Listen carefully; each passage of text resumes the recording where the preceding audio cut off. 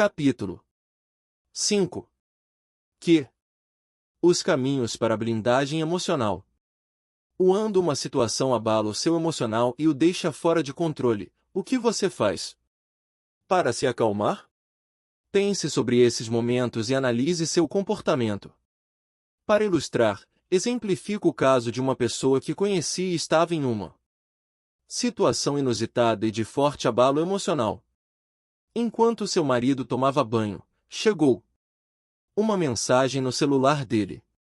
Ela resolveu olhar e descobriu naquele momento que o marido mantinha laços afetivos com outra mulher. Descobriu que o marido tinha uma amante. Como você reagiria em uma situação como essa? Existem muitas maneiras de tentar restaurar o equilíbrio e manter o controle de uma situação. Algumas são mais adequadas, como um diálogo franco e direto, e isso realmente ajuda a controlar uma situação de crise. Outras, porém, são explosivas e só ajudam a pôr mais lenha na fogueira. A reação da mulher em questão, infelizmente, foi a explosiva.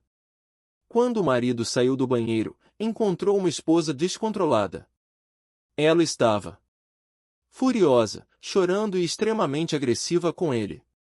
Gritou muito, fazendo-o explicar o inexplicável. Atirou abajures, cinzeiros e outros objetos que encontrou pela frente. Esmurrou o marido e, passada a primeira explosão, ligou para a melhor amiga, buscando alguma palavra que lhe desse alívio. O que você diria para uma pessoa com o estado emocional abalado por ter de enfrentar um drama como esse? A melhor amiga ouviu atentamente, indignada com a história, e, com a sobriedade de um experiente comandante que sabe exatamente como agir em batalhas difíceis, aconselhou: se fosse meu marido, eu matava. Felizmente, a amiga decepcionada não acatou o conselho e o final dessa história não foi a tragédia. O marido, bem mais controlado, conseguiu uma abertura para o diálogo. Eles se acertaram e hoje vivem uma união forte, mais felizes do que antes. No entanto, não podemos deixar de imaginar o pior cenário, especialmente considerando que a esposa é uma pessoa extremamente reativa e atacar foi seu primeiro impulso quando viu a mensagem da amante. Voltemos à pergunta do início. Quando uma situação abala o seu emocional e o deixa fora de controle, o que você faz para se acalmar? A verdadeira solução que a esposa traída encontrou para retomar o controle não foi atacar o marido, porque o ataque verbal e físico foi uma reação impulsiva, explosiva, caótica, enfim, totalmente descontrolada. Não havia uma tentativa de controle ali, sim, uma descarga emocional. Tome como exemplo o vapor que sai do pino da panela de pressão quando cozinhamos algum alimento. O calor aquece a água em estado líquido fazendo-a se expandir na forma de vapor, o que gera uma forte pressão dentro da panela lacrada. Quando a pressão atinge certo limite, aciona a válvula de escape na tampa. Se não houvesse essa válvula, a panela explodiria. De modo semelhante, temos a descarga emocional. Quando uma situação abala nossos limites emocionais, nosso organismo procura uma válvula de escape. Algumas pessoas aliviam a pressão atacando, como no exemplo da esposa traída, o que pode levar a consequências fatais, como constatamos todos os dias nas manchetes de jornalismo policial. Outras vezes, a pressão é aliviada através do grito ou do choro incontrolável. No entanto, a pior descarga emocional não é o ataque, o grito ou o choro como defesa, mas a explosão interna ou implosão, isto é, quando a pessoa se fecha e usa uma energia imensurável para diminuir a raiva que sente. Na maioria dos casos, é muito melhor que a descarga emocional venha através do ataque ou do choro, pois o preço a pagar pela explosão interna é a própria saúde, o que compromete a sua vida. Assim, a descarga emocional não é uma forma de controle, mas uma reação a algo que nos pressiona. Portanto, onde, então, a esposa traída buscou o autocontrole? Nesse caso, ela o fez quando ligou para a melhor amiga. O telefonema foi um modo legítimo de restaurar o controle. Embora o conselho da amiga não tenha sido mais adequado, falar com alguém a respeito de como ela se sentia fez olhar para dentro. Analisar a situação. Mesmo inconsciente de quão importante era aquela atitude, ajudou a restaurar o controle emocional. Depois da breve conversa com a amiga, ela pôde ouvir o marido e conseguiu contornar melhor a situação. Quem determina a solução ataca ou foge? Certa vez, ouvi uma pessoa dizer: sempre que você estiver com raiva, procure a natureza. Você não consegue sentir raiva olhando para o verde das árvores e plantas. Estudos sobre a psicologia das cores realmente constataram que a cor verde tem a capacidade, sim, de acalmar mentes agitadas. Contudo, quem tem o discernimento de procurar a natureza e ficar olhando para uma moita de folhas verdes em um momento em que a fúria fala mais alto? Para dizer a verdade, existe um tipo de pessoa que tem sangue frio suficiente para lembrar-se das folhas verdes ou de respirar fundo ou de contar até 10 antes de tomar uma atitude explosiva. Pessoas assim são justamente as que demonstram ter grande potencial de autocontrole. Sabe quem são essas pessoas controladas? São justamente aquelas que explodem para dentro, que contêm a descarga emocional e a aprisionam internamente.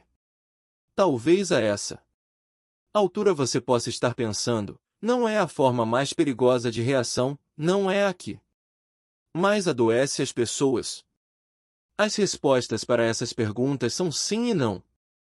Por exemplo, eu sou uma pessoa muito introvertida. Sou do tipo que seria incapaz de responder ou atacar física ou verbalmente alguém que me fez algum mal. Também nunca fui o tipo que gostasse de chorar em público quando alguém me decepcionava, negava ou me frustrava. Sempre contive as minhas descargas emocionais dentro de mim. Sempre. Até o dia em que essa atitude resolveu cobrar seu alto preço. Aos 30 anos, apareceram do lado direito do meu pescoço duas pequenas marcas vermelhas bem próximas uma da outra. Marcas que doíam e coçavam muito. Pelo formato e pelos sintomas, imediatamente pensei se tratar de uma picada de inseto, uma aranha talvez. Não me incomodei. Na manhã seguinte eram 4 marcas, e foram aumentando dia a dia e doendo cada vez mais. Depois de passar por 2 médicos, descobri que se tratava de uma doença chamada herpes zoster, uma doença que se aloja na fina capa que protege todos os nervos que se ramificam em nosso corpo. Na região em que a doença se instalou e dada a sensibilidade dos nervos, qualquer movimento do corpo produzia uma dor insuportável. A doença atacou exatamente a região dos nervos da nuca e a dor de cabeça que eu sentia era como se alguém enfiasse uma agulha em meu cérebro. Felizmente, fui tratado por um ótimo médico, que, em poucos dias, resolveu meu problema. Contudo, o que me chamou a atenção em todo esse sofrimento foi a lição que aprendi com ele. O que fez com que a herpes zoster se desenvolvesse foi o estresse. Naquela época, estava no auge da minha carreira. Tinha acabado de estabelecer o primeiro recorde brasileiro de memória, lançava meu segundo livro, viajava o país inteiro, concedia dezenas de entrevistas para rádios e jornais, fazia demonstrações de memória em cursos presenciais e ao vivo em programas de televisão, e ainda tinha de administrar uma empresa com vários funcionários. Eu tinha uma rotina que quase não me deixava dormir ou me alimentar direito. Era extremamente desgastante, muito estressante. E todo aquele estresse era contido à força e anulado dentro de mim. Até que um dia a panela explodiu da maneira mais dolorida possível e, segundo o médico, se o estresse não se manifestasse daquela forma, provavelmente seria de outras, que poderiam, inclusive, me matar. Confesso que daquele episódio em diante eu procurei ajuda. Conversei com especialistas, fiz um tempo de meditação, li dezenas de livros e a maioria dos conselhos me obrigavam a agir de um jeito que ia totalmente contra a minha natureza. A grande verdade é que uma vez introvertido, sempre introvertido. Os melhores conselhos que os especialistas me davam diziam que eu deveria, sim, gritar, xingar, brigar, lutar, atacar, chorar como uma forma de descarregar aquela emoção nociva que neutralizava dentro de mim. No entanto, é fácil falar para um introvertido explodir com alguém, difícil mesmo é vê-lo fazer isso. Assim, percebi que aqueles conselhos só aumentariam ainda mais o débito com minha consciência, minha saúde, enfim, comigo mesmo. Se eu quisesse de fato preservar minha saúde, manter o equilíbrio e algum grau de autocontrole, deveria fazer isso sozinho. Daquele dia em diante continuei respeitando a minha natureza, continuei anulando aqui dentro minhas descargas emocionais, porém, a diferença é que agora eu era um espectador e, com disciplina, comecei a estudar minhas reações. Assim como quando cozinhamos um alimento numa panela de pressão lacrada existe um período de tempo entre a formação do vapor e a pressão extrema que faz o bico da tampa girar e descobri que também existe um bom período de tempo antes de a descarga emocional contida causar algum dano à nossa saúde. Um momento que passa como se fosse um filme em câmera lenta, dentro de nós, sobre tudo que está causando o estresse. Um tempo extremamente hábil para que você possa pegar aquela energia negativa e dar a ela um novo significado, minimizando ou até mesmo neutralizando totalmente seus efeitos negativos.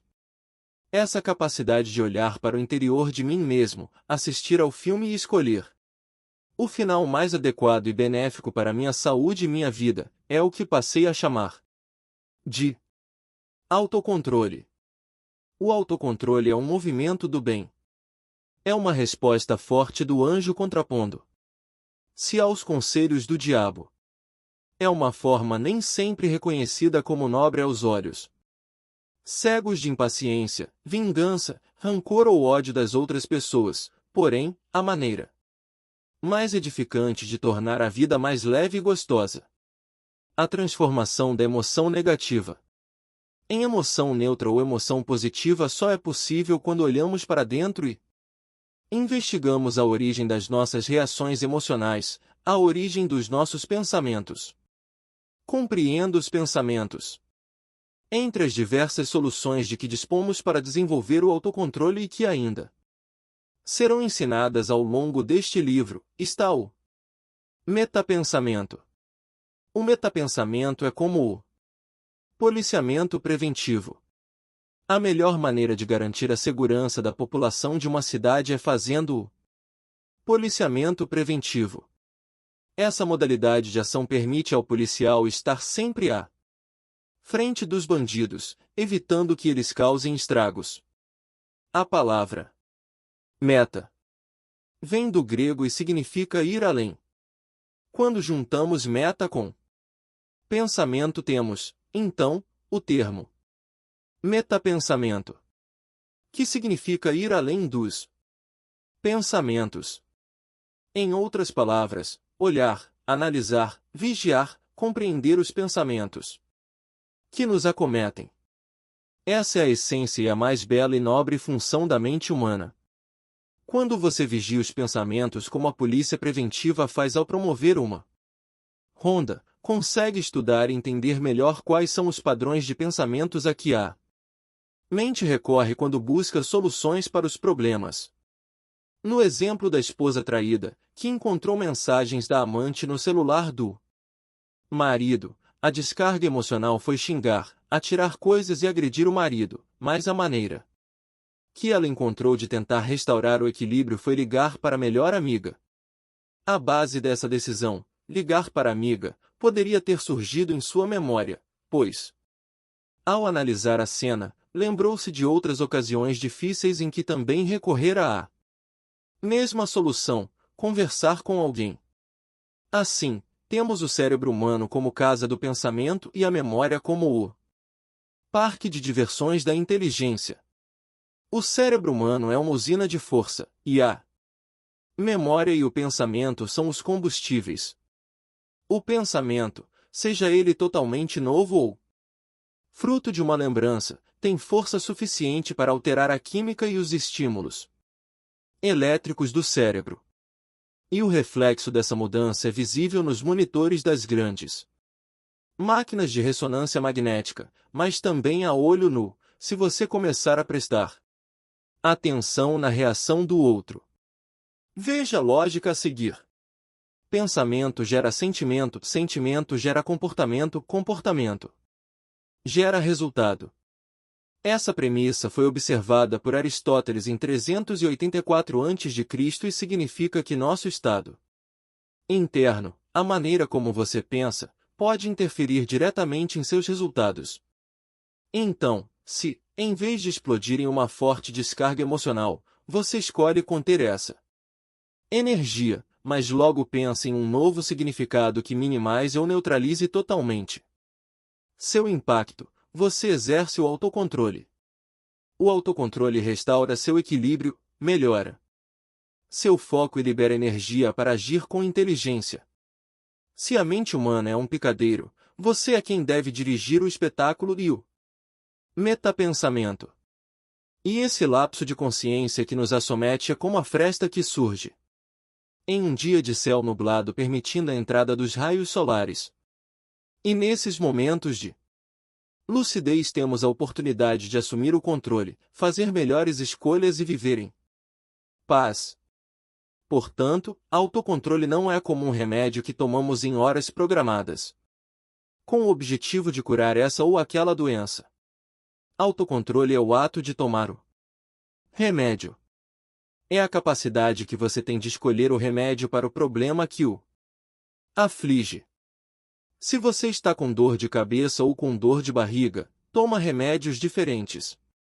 O autocontrole é o momento da escolha do melhor remédio, e um bom remédio, como você sabe, pode proteger suas emoções e mudar sua vida. Proteja as emoções. Onde você gostaria de estar agora, neste exato momento? Em um dos meus seminários sobre foco e atenção pedi que as pessoas escrevessem em uma folha a resposta para essa pergunta utilizando uma só palavra. Ao ler as respostas, percebi que muitas delas remetiam a lugares do mesmo gênero.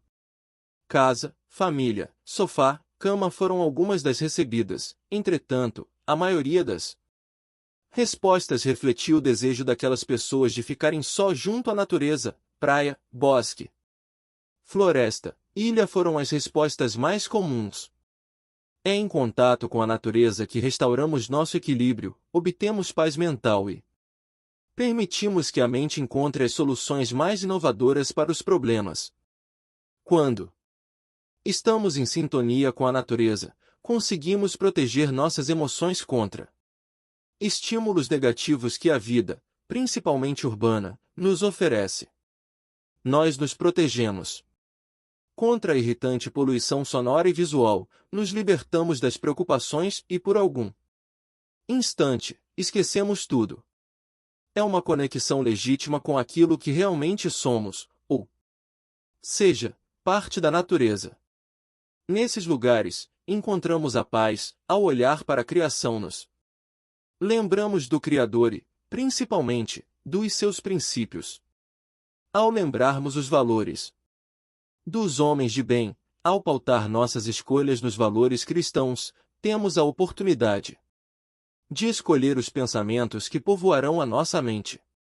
O grande desafio para obter o autocontrole e com ele a paz mental e o foco naquilo que realmente importa está em vasculhar nosso íntimo. Investigar a origem do que nos aflige, nos deixa ansiosos, tristes, deprimidos e paralisados.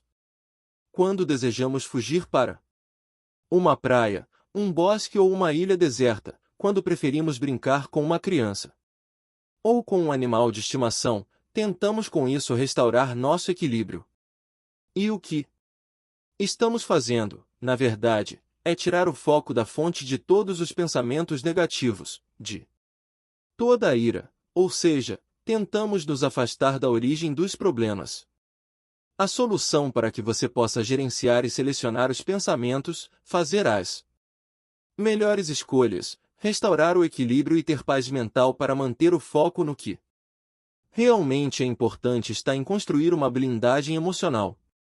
Essa blindagem emocional deve protegê-lo dos pensamentos tóxicos, reações explosivas, comportamentos viciosos que o fazem perder o controle e dar respostas automáticas impensadas, gerando apenas mais crises.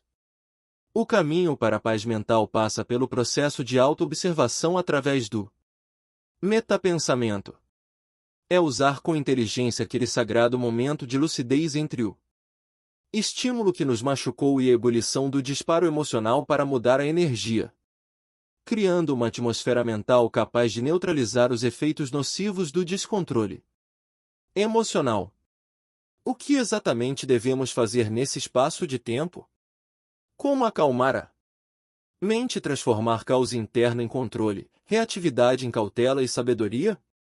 São as respostas para essas perguntas que abordaremos nos capítulos a seguir.